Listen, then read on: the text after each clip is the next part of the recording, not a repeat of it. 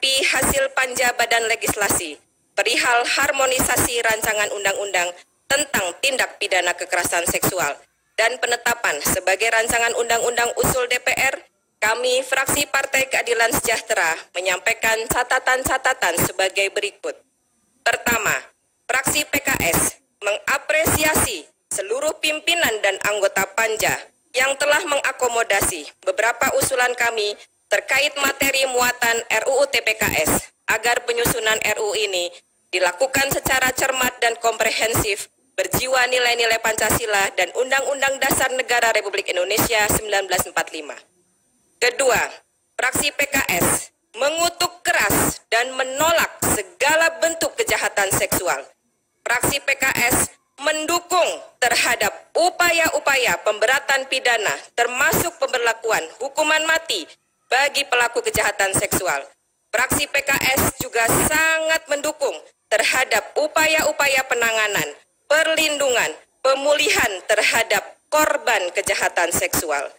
PKS bahkan memiliki lembaga yang khusus memberikan advokasi, pendampingan, dan konsultasi terhadap korban kejahatan seksual sejak tahun 2016. Selain itu, fraksi PKS juga mendukung pengesahan RUU tentang perlindungan pekerja rumah tangga sebagai bentuk keseriusan fraksi PKS untuk melindungi pekerja rumah tangga yang mayoritas perempuan. Ketiga, fraksi PKS juga sangat prihatin dengan semakin maraknya tindakan perzinahan dan gaya hidup seks bebas di kalangan remaja Indonesia. Fenomena penyimpangan seksual pun semakin mengkhawatirkan, bahkan menyebabkan risiko penularan HIV/AIDS. Dengan demikian, diperlukan undang-undang yang mengatur larangan pezinaan dan penyimpangan seksual berikut sanksi hukumnya.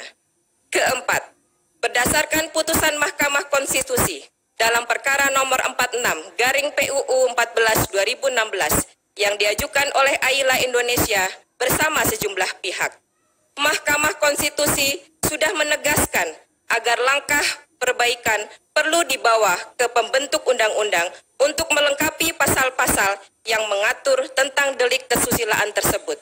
Pasal 284, Pasal 285, dan Pasal 292 KUHP. Kelima, fraksi PKS juga mengusulkan agar penyusunan materi muatan dalam RUU TPKS ini harus disesuaikan dengan RKUHP, terutama berkaitan dengan ketentuan tentang norma larangan perzinahan dan penyimpangan seksual. Keenam, fraksi PKS menilai bahwa dasar pemidanaan dalam RUU TPKS ini masih menggunakan tolok ukur hanya dengan adanya kekerasan atau ancaman kekerasan saja, sehingga belum komprehensif untuk menjangkau tindak pidana perzinahan dan penyimpangan seksual. Pimpinan dan anggota DPR RI serta hadirin yang kami hormati, berdasarkan catatan kami tersebut terhadap rancangan undang-undang tentang tindak pidana kekerasan seksual, dengan memohon taufik Allah Subhanahu wa Ta'ala dan mengucap Bismillahirrahmanirrahim, kami, fraksi Partai Keadilan Sejahtera, menolak rancangan undang-undang tentang tindak pidana kekerasan seksual untuk ditetapkan sebagai RUU usul DPR RI, bukan karena kami tidak setuju perlindungan terhadap korban kekerasan seksual, terutama kaum perempuan, melainkan karena RUU TPKS ini tidak memasukkan secara komprehensif seluruh tindak pidana kesusilaan yang meliputi kekerasan seksual, pezinaan, dan penyimpangan seksual yang menurut kami menjadi esensi penting bagi pencegahan dan pelindungan dari kekerasan seksual. Sekali lagi, bukan karena kami tidak setuju perlindungan terhadap korban kekerasan seksual, terutama kaum perempuan. Demikian pendapat fraksi Partai Keadilan Sejahtera ini kami sampaikan.